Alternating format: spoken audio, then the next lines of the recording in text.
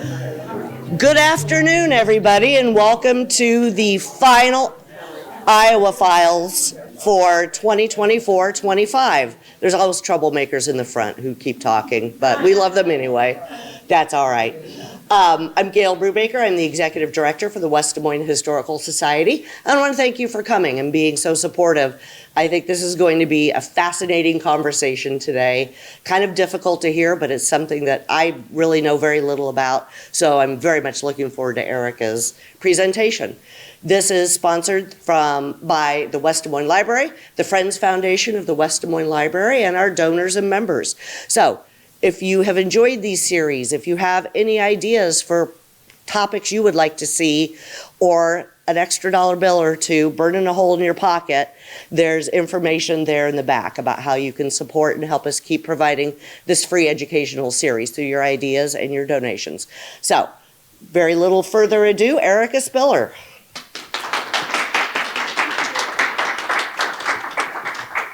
Thank you, Gail.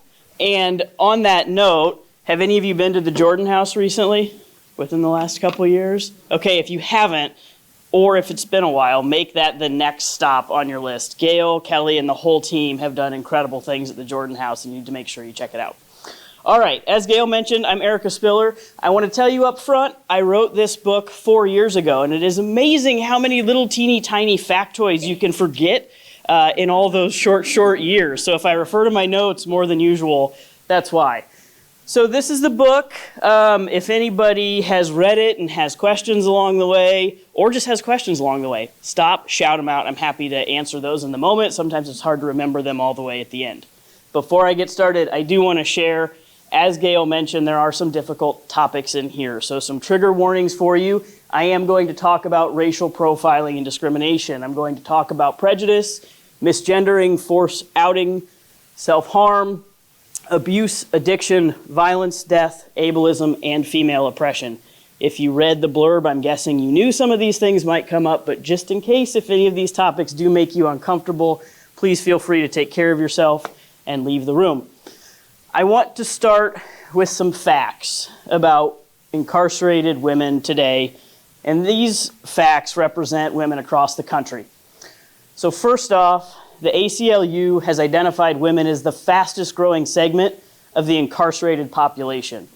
You're going to hear a little bit about why that is in the presentation. 4% of the world's female population lives in the United States, yet a third of worldwide incarcerated women are here in the US. The men's population is 5 times the size it was in 1978. The women's population, 9 times. 2/3 of incarcerated women are women of color, and the incarceration rates of black women grew by 800% between 1986 and 1997. Overall, the rate of incarcerated women between 1980 and 2019 grew by 700%. Finally, between 2009 and 2015, men's incarceration rates actually fell by 5%, whereas women's rates fell by only 0.29%. Throughout this presentation, some of this will start to click, and we'll revisit this again at the end. This is one of my favorite quotes that I came across while I was doing research. I know it's a little small, so I'll read it to you. This is from Marie Carter. She was the superintendent of the Iowa Training School for Girls, and she wrote this in 1954 when she was presenting to United States Congress on juvenile delinquency. And she said, "I think it is well understood that an institution is pitted against failure almost from the beginning. When the child comes into the institution, they are confronted with that. There is no doubt about it that any child, regardless of how well the job may have been done, will leave the institution with an institutional stigma because of the lack of education and understanding on the part of society as a whole. I hope there will come a day when institutions will not be needed. It is expensive, they do the best they can under the circumstances, but the job probably could be done just as well, and certainly far less expensively, if it could be done in a local community by the local probation workers and social workers and police force and churches and schools." So why women? Why write this book about the correctional history in the state of Iowa, focusing on women? So I get the question a lot, what made you write this book? What happened that inspired you to write this book? So it was sort of a right time, right place passion, and I happened to be an English major. So I was working as a composition chair for an academic institution, and former colleague and friend in the back there worked in that same institution. And I just happened to sit next to our criminal justice chair. So she was a contributor on the book, Peggy Long, Peg Mains. So I would go with her anytime we'd take students on tours of the correctional institutions. And when we were at ICIW or Mitchellville, I learned that they were going to be demolishing that facility. As someone with a love of history, I asked the warden at the time, Patty Walkendorf, if they would maybe preserve one of the buildings or make a little museum or something. And her answer was no, the plans are to flatten the facility. So then I asked, okay, can I write a book on the history of this site? And you'll learn why later. There's a rich history of this site. And she said absolutely. So Patty and her assistant Emily loaded up the trunk of my SUV with totes of case files and court transcripts and photos and you name it. And when Peg and I started doing research, we said, okay, we found the women in 1982, but where were they before that? And we couldn't find it anywhere. Looked on the internet, I don't know where they were. So after a long time of trying to figure out how are we going to find where these women came from, I don't remember how, we finally made our way down to the state capitol, to the library, on the second floor, where a man named Corey was nice enough to actually let us walk up those stairs that you never get to go up. And we spent days and hours in those rooms reading through the biennial reports of state institutions that the wardens used to have to turn in back in the mid-19th century. And we finally found the first woman. And we realized the history doesn't exist. When you ask the question, where were women before 1982? That didn't exist. It wasn't really comprehensively documented anywhere. So then we figured, okay, I guess we got to write the whole thing. So that's why we wrote this comprehensive book on the history of women. But the other reason for this is one of the things that I'm very passionate about when I write books is making sure that we tell the stories that haven't been told. Or, more importantly, the stories that were suppressed, the stories that were buried. There are tons and tons of books on the history of the correctional system as it impacted men. And take it out of the scope of the correctional system. There are tons and tons of books about men, about all sorts of other individuals. Not always do we get a comprehensive history of women. I'm also going to talk about some of the LGBTQ experiences in prison. Those are voices that are often underrepresented as well.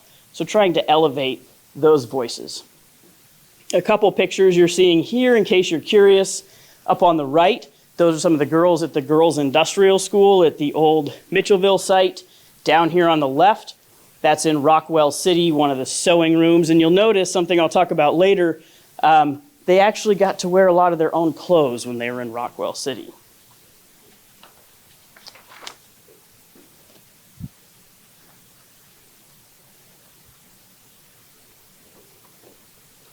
Like I mentioned, a lot of the women, we don't know their stories. So I'm going to tell a few of them today. There's more of them in the book.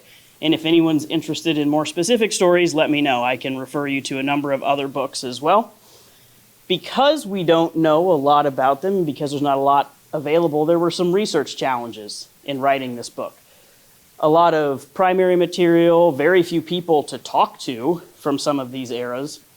And sometimes the information we have isn't necessarily reliable. Also, newspapers at the time tended to record people's names as a first initial and a last name, so you didn't always know if it was a female or a male that was mentioned in the newspaper. So there were plenty of times where we'd take this piece of evidence and this piece of evidence, and it's A. Hauer, and this is Anna Hauer. Could that be same crime, same time? This must be who it was. Again, more evidence of we don't have as much of their information, as much of their history. This is the band at the girls' school in Mitchellville. As I mentioned, the stories of some of our LGBTQ incarcerated individuals were not always documented as well. In fact, in all of our research, going back further than modern times, we only found one example. What you're seeing here, this was the very official register that they used when they booked people into the facility.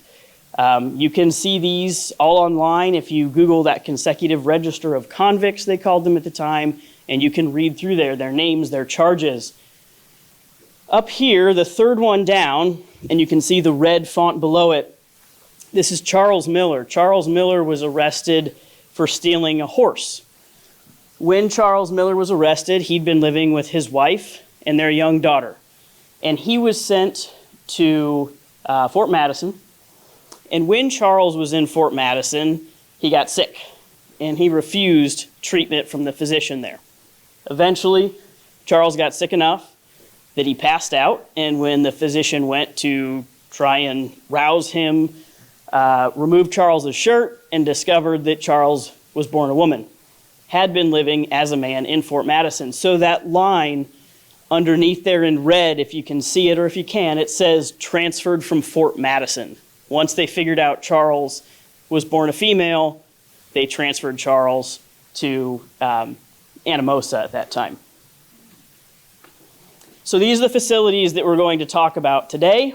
And we are going to do a little time hopping, so I hope you brought your time machine with you.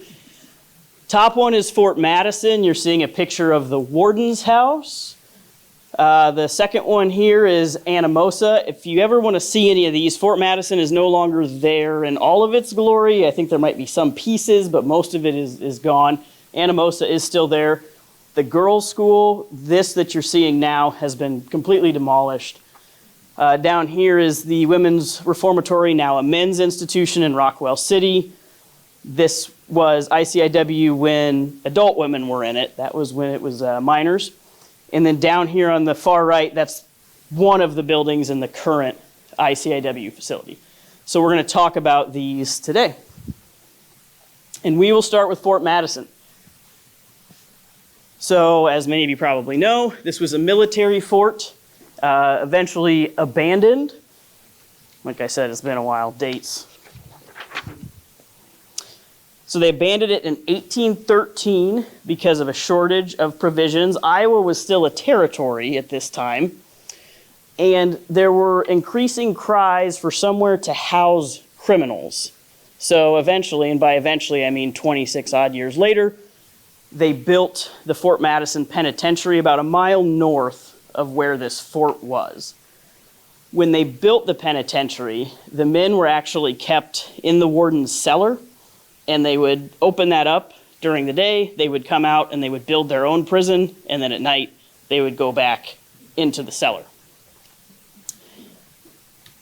The women, once we found the first woman, 1855, the reports were biennial, so it was maybe 1855, 1856, we're not sure. That's when we find the first woman. She was kept in the warden's attic. And that is where women would stay in the Fort Madison Penitentiary the entire time that they were there. So we don't know much about her other than she was there, lived with the warden's family. At some point, we saw in the record that there was a baby born in the facility.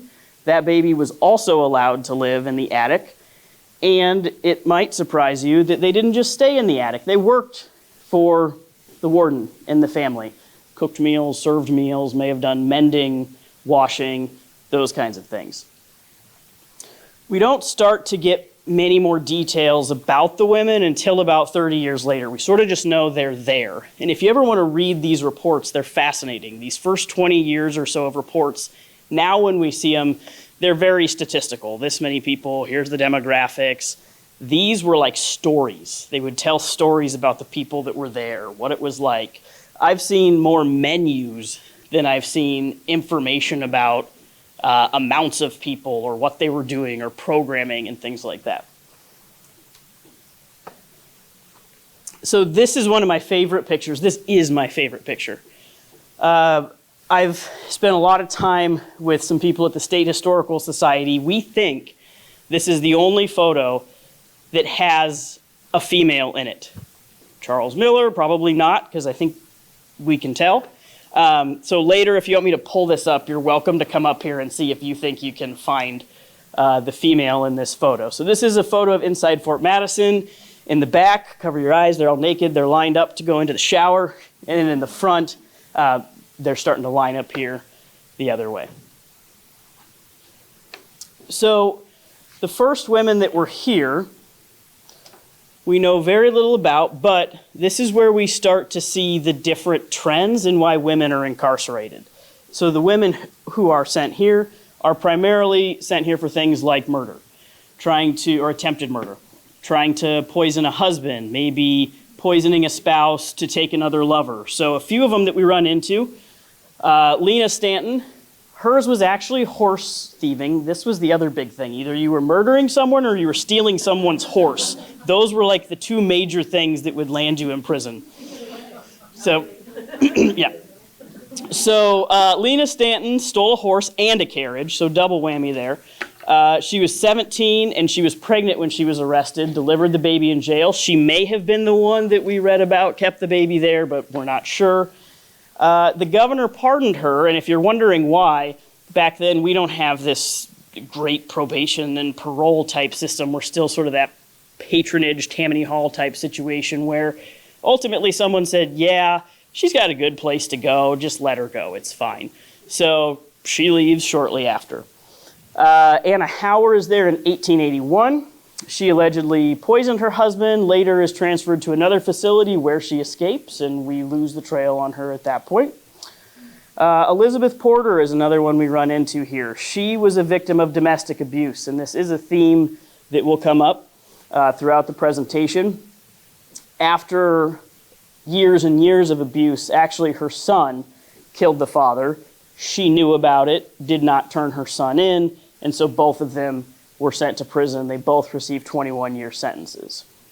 If you're wondering why the person who did the murdering and hid the murdering got the same sentence, we have cases even today where there is a woman sitting in ICIW who did not actually do the crime and is still in prison, and the gentleman who did has been out for, I think, decades. So that still happens today. Anna Taylor was another one. This is the one she conspired with her lover to kill the wife, and a really good idea. After that happened, they got married the next day, and so people kind of figured out what happened there, and Anna went to prison. So eventually, Iowa keeps growing. We needed a second prison, and the state decided they wanted a location that could be financially useful. So they selected Anamosa with the rock quarry. This is an image you can see at the time they were called convicts. We don't call them that anymore, but you can see the men operating the equipment and once again building their own prison. This was sort of the theme back there as well, or back then as well. This is 1873. They transferred 20 men from the rock quarry to start work on the prison. And it's not until a couple of years later that we find the first female there. And then shortly after that, they transfer the rest. So we think the first few came in maybe because they were booked straight into there once they were arrested. Then about 9 or so years later, we think that's when they transferred any that were in Fort Madison over to Anamosa. At the time, Anamosa is just one building. It's not the sort of complex it is today, which means the women were kept in one room. They didn't get to go outside because they didn't want the men to see them.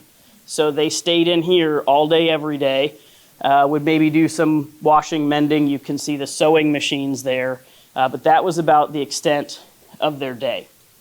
They were really on constant lockdown. This is a different building they were in, so the situation improved for women when they moved them from that tiny room into the building where they kept the men that were considered mentally ill. So, yet again, they're on lockdown. They didn't want them to be around the men, so they stay in here 24/7. This was at the time called, quote, the insane department. So that is where they moved women once they moved them out of their initial accommodation in Anamosa. And then finally, this is almost 30 years after they move women to Anamosa. They finally get their first building called the female department. So first woman we find in history comes in 1855.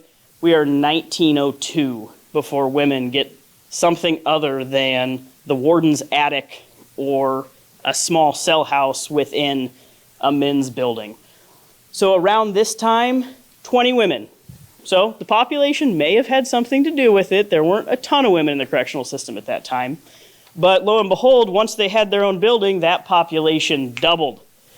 So now that we have a place to put them, we'll start sending them there. The trends, however, during this time start to change.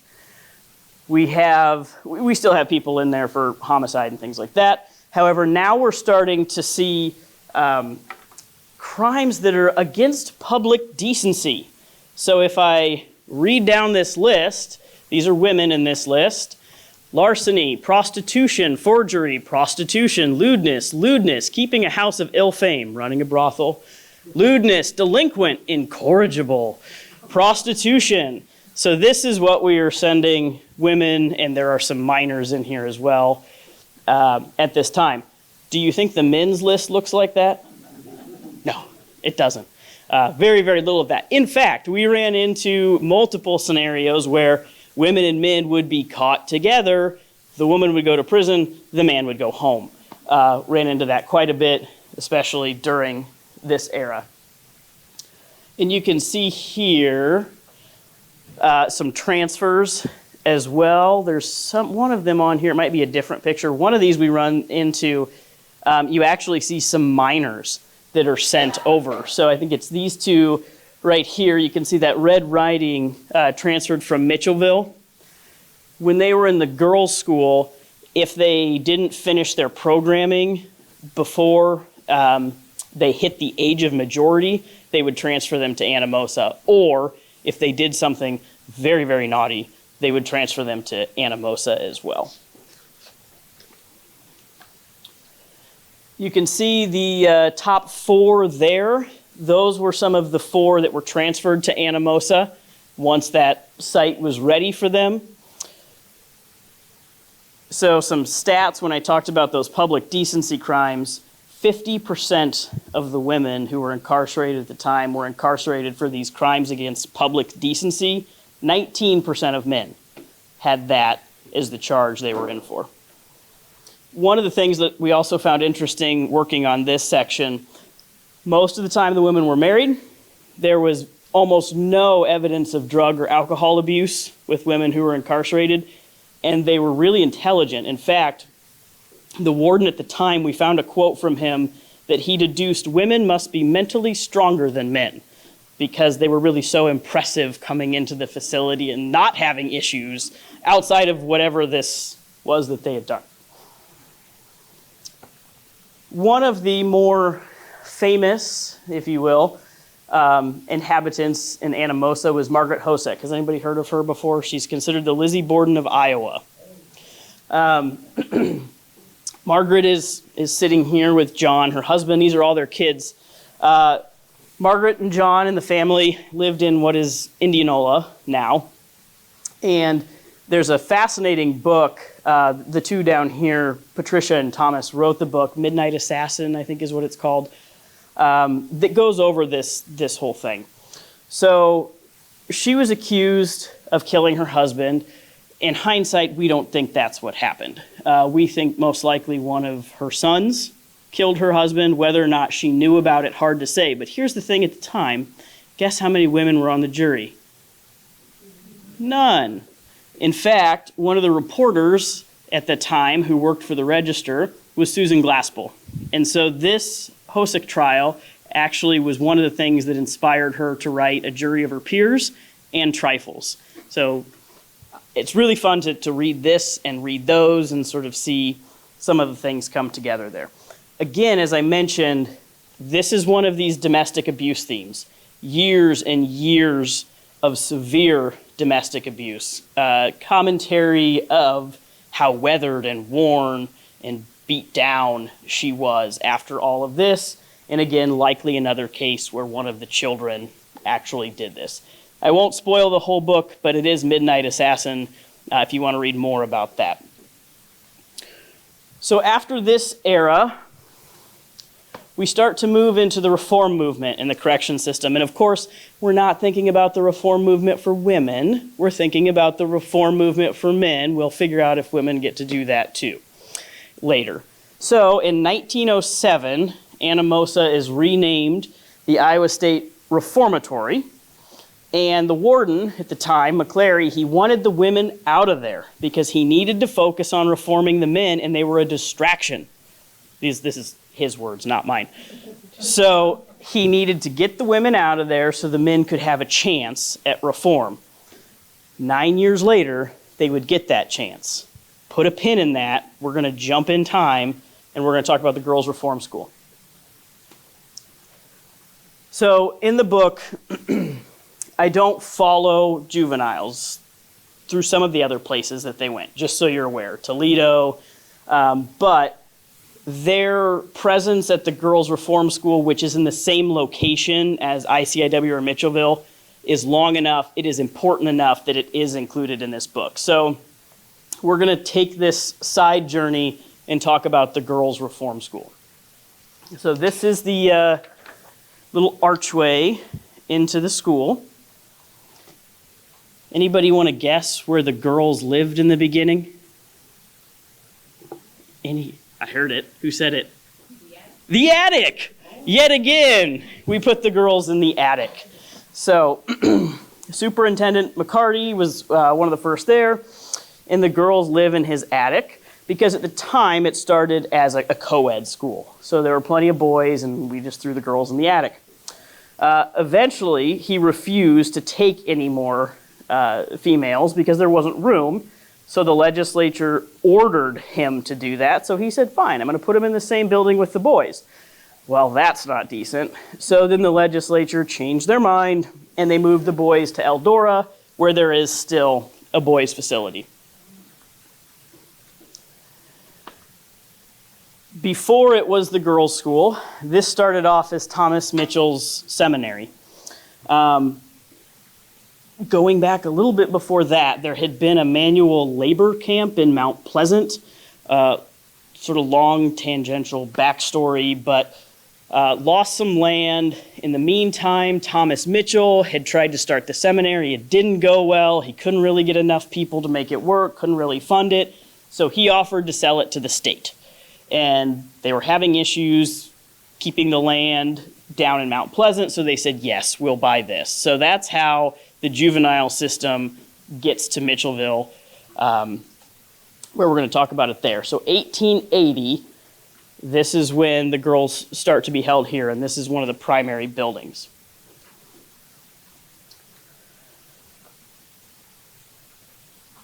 So the Llewellings were the superintendents who were probably there the longest, Mr. and Mrs. Llewelling. And they had a three-phased system of education. This is a picture of their domestic sciences. So one of the things the girls had to do while they were there was master their domestic sciences. They also had schooling, the typical subjects, and then religious instruction. So if one of the inhabitants mastered all three of those things, they could be released. Otherwise, they would stay there until they reached the age of majority. If they'd done enough, if they weren't a risk, then they could leave. I believe at the time that was 21. So they would stay there. They would not be sentenced for a certain amount of time like they are today. It's until you become a functional person in their eyes, and then you can go. The themes here in the girls' school are a little bit different than the themes with the adult women that are incarcerated. Unfortunately, we have a lot of people coming here because of extreme poverty, because of abuse. A few things that we ran into. So about 50% were European immigrants or African Americans, and we can get into a side lecture about why that is.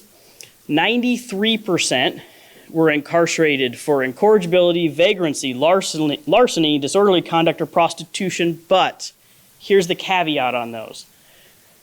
What actually happened maybe wasn't that clear. So when we would run into these stories, there's I forget his name off the top of my head. He's got a pretty decent book on some of the individuals that were incarcerated in the girls' school. Here's one example. Her name was Anna. She was a German immigrant, and she and her mother came over because her father had joined the military. When they got here, unfortunately, her mother passed away. So now Anna's alone in the U.S. because they still haven't found the father. Unfortunately, Anna's raped, and Anna becomes pregnant. She delivered the baby alone in an outbuilding as a child. She was sick, she was weak, and she did take the life of her child. This is the type of scenario that we run into. We've got another one we run into named Mary Lou. She was living with her mother in the poorhouse. Well, kids aren't allowed to stay in the poorhouse. So when her mother passed away, Mary Lou goes to the girls' school. We also ran into a number of cases where there was abuse at home.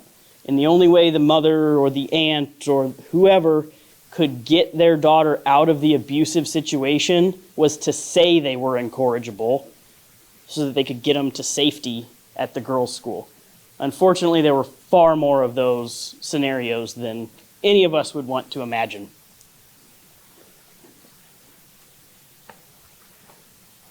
Another picture from a Halloween party at the girls' industrial school. It went through a few different name changes. So they moved it from the training school in 1918 to the industrial school. At this time, it has 6 cottages, and by 1950, the population is at 100. They have a gymnasium, classrooms, library, stage, and an admin building. Anybody ever go to ICIW when the adult women were there? I know you have. You've been through some of those buildings if you have. They were still standing, and those are the buildings they moved the women into later. Around the 1970s, the legislature starts calling for that facility for girls to be closed because they want them to transfer them to Toledo. They don't think we should have 2 institutions for females. They want to move boys there, yet again, so they want to move the girls to Toledo. In 1982, they finally do that. In 2014, Toledo is closed. Things have not gotten better. As of today, we do not have a female juvenile facility in the state of Iowa. So if a female juvenile is convicted other than Polk County Jail or something like that, or unless there's some sort of private organization, they're going out of state. So we've not necessarily improved in this regard.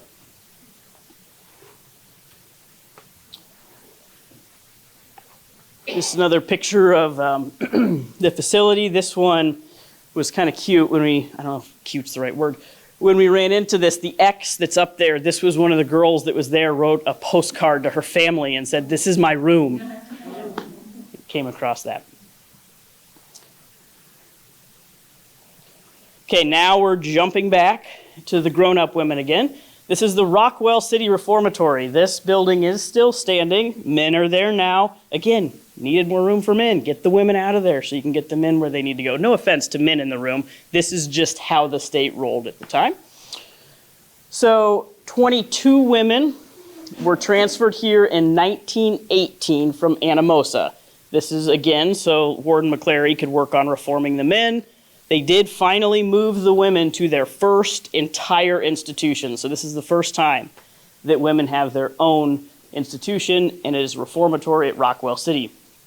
It has an admin building. When they start, it has 1 cottage, a powerhouse, an industrial building, a schoolhouse, and it has 200 acres. They do a lot of gardening, recreation, all those sorts of things. Eventually, we get up to 51 women in confinement here. 84% are white, 16% are black. Very different than the general population in the state of Iowa. These not so subtle hints that I'm dropping here is really about how we as a state and an institution treated the residents, not necessarily what the residents were doing. Most of the women incarcerated here were between 15 to 25 years old at the time. We had education and training here as well. writing, spelling, shorthand, farming, and domestic training. There were no fences or bars at this institution. The women could have personal items. They could bring their own clothes, their own bedding, and the language here, they were not called convicts. They were called clients. They were called girls, and they didn't even call it the Rockwell Reformatory. They called it Lanedale. They could leave Lanedale to go to church. They could come and go to town as they pleased. Their family could come and visit them. In fact, when we were interviewing, so there are two, I don't know if there's still three, I'm looking at the corrections expert in the room. There are at least two women still in ICIW who lived at Rockwell City. And when we were interviewing them for this book, they were going through the transition of having been at the original Mitchellville ICIW facility, which even if you've seen pictures, it looked like a college campus. Beautiful brick buildings, big trees, walkways, tons of grass, flowers, some privacy in the rooms, even if they were overcrowded. Well, when they built the new facility is hyper-industrial. It's kind of got this Foucault's panopticon. Everybody can see you and see everything you're doing. It's very clinical feeling. And we could tell those women who had gone from your own clothes, your own bedding, to at least some privacy and at least a pretty environment to this really hyper-sterile type environment, you could tell it was impacting them. So we actually stepped away from those interviews for a couple of years, let them settle into the new facility, and worked on other aspects of the book before we came back and talked to them. At this time, once again, crimes have shifted. We're now in the 1950s, 1960s, and now we've moved away from crimes against public decency to paper crimes. 80% of the women incarcerated in 1962 are incarcerated for forgery. We have a lot of these kinds of crimes. We also start to see a really interesting perception of women's prisons. So that's one of the superintendents there. And these are some of the staff. When you read articles about Elda Kiles, who's there, about Laurel Rands, who's the superintendent after Elda Kiles, I kid you not, in the Des Moines Register and other papers, you will see things about the new attractive warden of the women's reformatory. Almost all of them. I still haven't come across any articles that talked about how attractive the men's wardens were at any of their facilities. And it was, as you might imagine, all these, it's hard to believe a woman who's dressed so well and presents so nicely would want to go in a prison and do all these things. Again, even now into the 60s, no fences, no armed staff. The quote from Rands, one of the superintendents in the 60s, said, "We need no protection. If a girl ever attacked any employee, she would have all the other girls on her immediately. We care about each other." Now, it doesn't mean life was great at the reformatory, right? We're still in a reformatory. And one of the challenges, which remains a challenge in the state, it's far away. It's not super close. And a lot of these women have kids. They have families.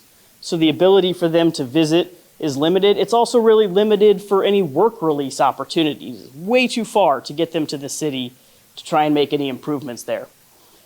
And then, no surprise, in the 70s, once again, we just need more space for men. We're going to have to take this facility.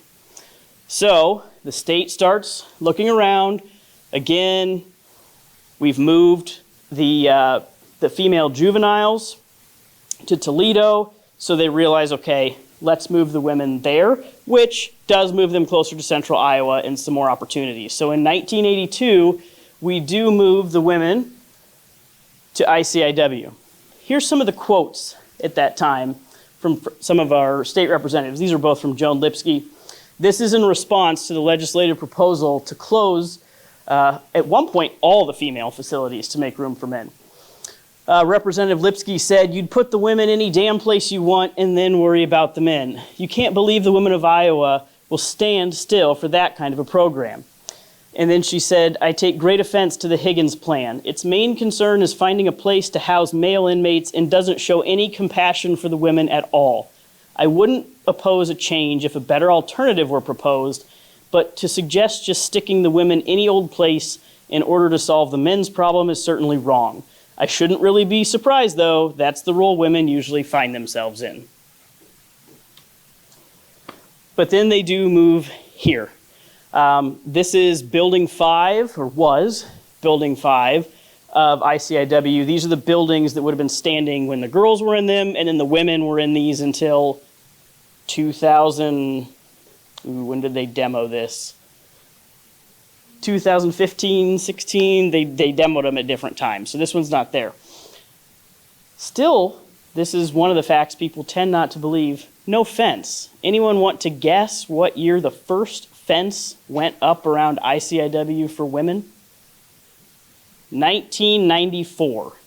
Women do not have a fence around their institution until 1994. I mean, they had a 4-foot fence when they got there, but that was mainly to keep people out rather than the women from going. And even at that time, the women could come into town and go to the mall, into Des Moines and go to the mall. They could go to the movie theaters. They could still come and go from the facility. I think they would go swimming. So there weren't a whole lot of renovations that had been done. They sort of just moved into the facility where the girls had been, and there were around 60 women at the time. One of the perks of this move was that there were more work release opportunities. A lot of them were closer to family and could have more visits. These are some pictures inside the old ICIW. I know I say that acronym a lot. That's the Iowa Correctional Institution for Women. At the time, 57% are now in here for property offenses, theft, larceny, etc. 30% violent offenses. However, with violent offenses, consider the length of stay. They're going to be there longer, so that population is going to build up over time. 10% for drug offenses. Here's really where we start to see those drug offenses come into the picture. They would work 36 hours a week, cleaning, meal prep, bindery, adult basic education through one of the best community colleges in the nation, Des Moines Area Community College. I worked there. Eventually, more than 50% have a history of substance abuse. 71% are mothers at this time. What year are you talking about? This is when they moved, 1982, and the first few years after that. Treatment and programming. This is the gym that was in that facility. There's a stage up there as well. So by 1985 now, a few years after they move, 85% of the women in ICIW are identified as having substance abuse challenges. So we've seen over all these years how these trends in incarceration have changed. And now the population is skyrocketing. Connection with war on drugs here again, that's another mini lecture. 1989, we'd had 163 women, 1989. 2007, over 600. Again, what's going on? War on drugs, mandatory minimums. This is all leading to overcrowding, not just here, across the entire nation. There's also a lack of treatment for newer addictions. These drugs are taking hold nationally, and we don't know yet how to treat them, how to prevent them. And then this is limiting the beds and the facilities that we have for women. A lot of the programs are also contingent on volunteers. These aren't necessarily well-staffed institutions. They do rely heavily. There's some programs that people will come in, and I don't know if they still do it, but they did not too long ago, and record the women reading books for their kids. People who can come in and talk to them about counseling and those sorts of things. So in 1990, I said that was when we put in our first fence. It was also the first time a woman gets to be called warden at a correctional institution. The women's institution, they had always been called superintendents. They're finally called warden as well, over 100 years after the term had been in use for the leader of the men's institution.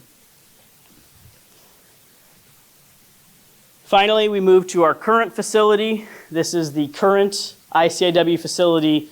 Again, you can see there's sort of the everyone can see you type appearance here, 2 to a room.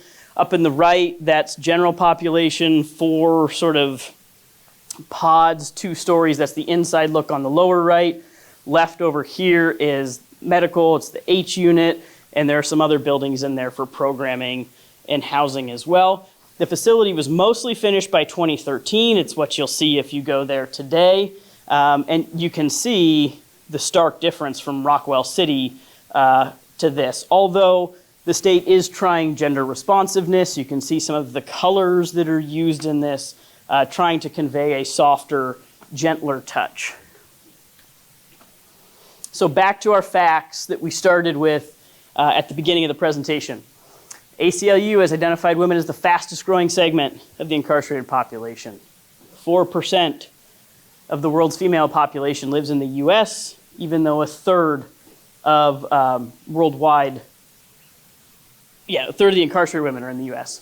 The men's population is 5 times the size it was in 1978. Women's is 9 times.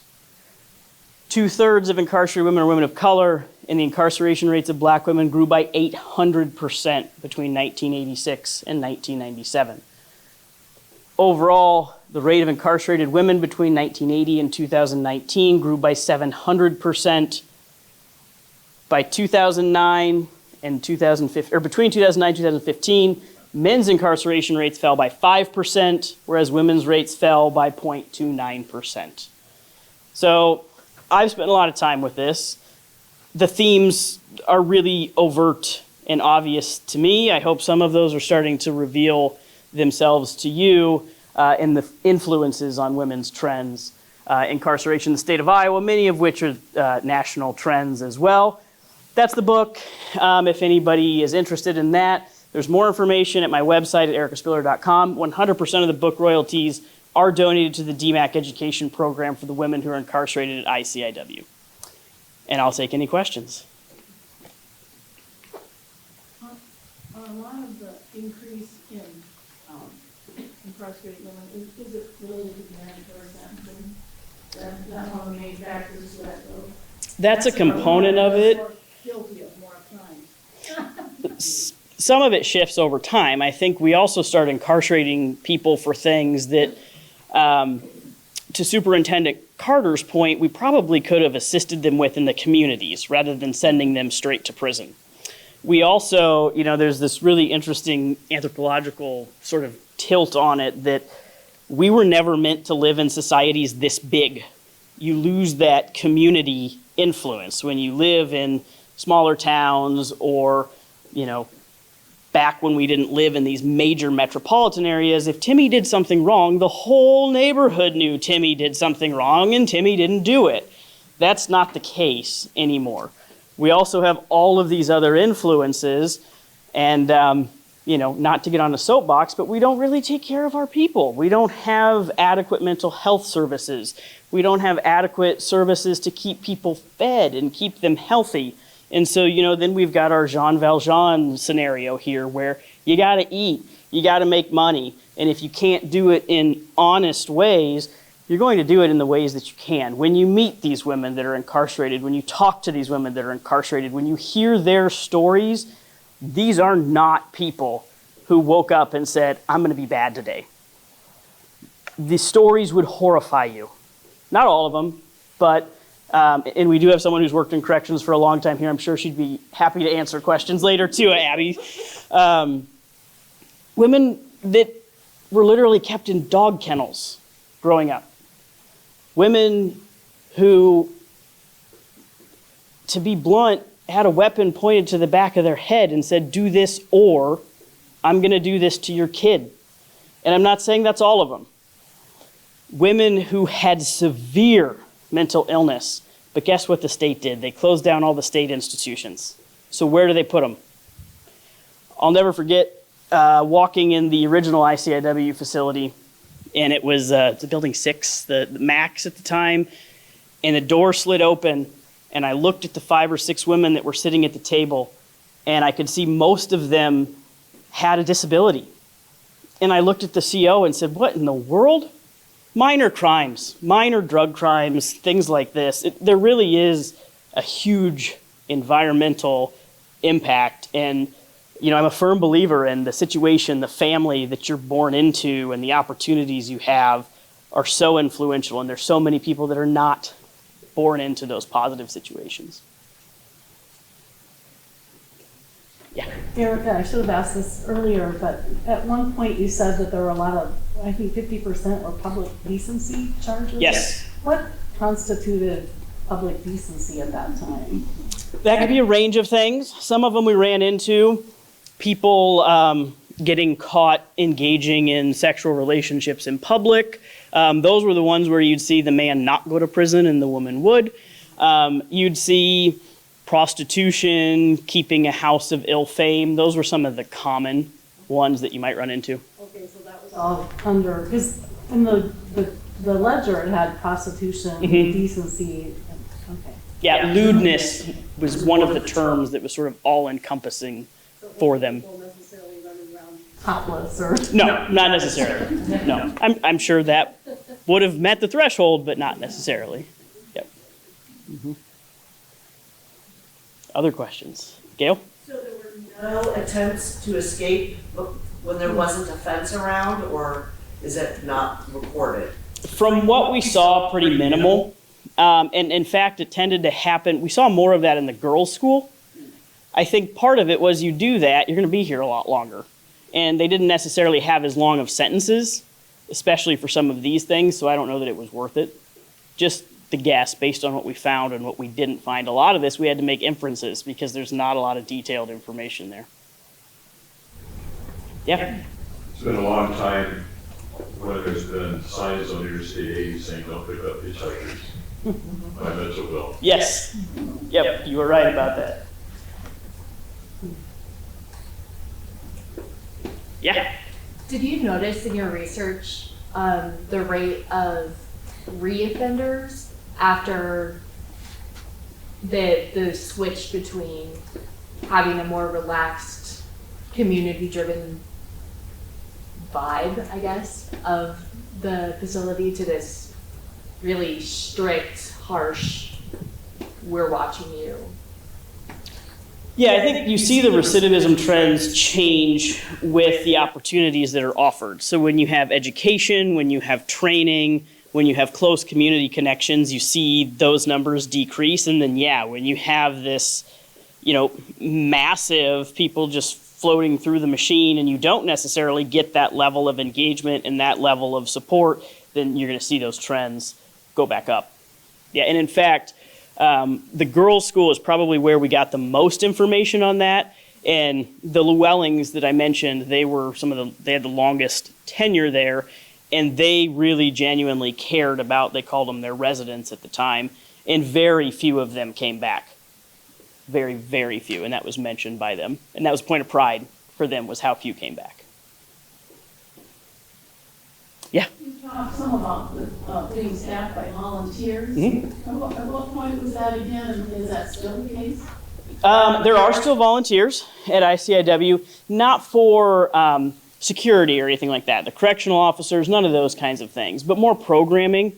So volunteers, Abby may know more than I do, but a lot of religious or spiritual type programming, group type programs. There was even a group when they were in Rockwell that because their children were so far away, they would bring their kids back and forth to see them. So those kinds of things, if they were going to happen, it was going to be a volunteer group that would do those kinds of things.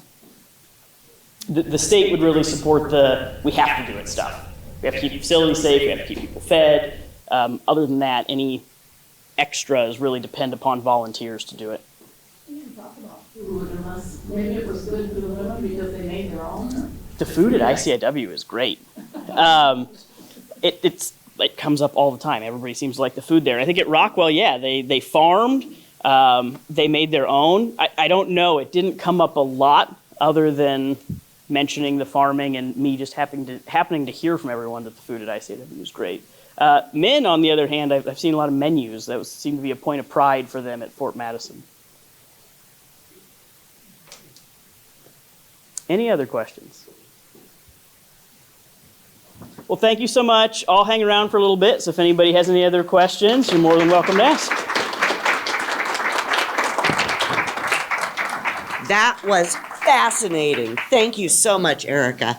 So this is our last Iowa Files of this season. So I'll be working this summer to create the next set that will start next September. So if you have any requests, anything that you want to learn about, please get hold of me, and please mark your calendars for Saturday, October 11th. We are having our first, hopefully not last, Jordan House Heritage Jubilee.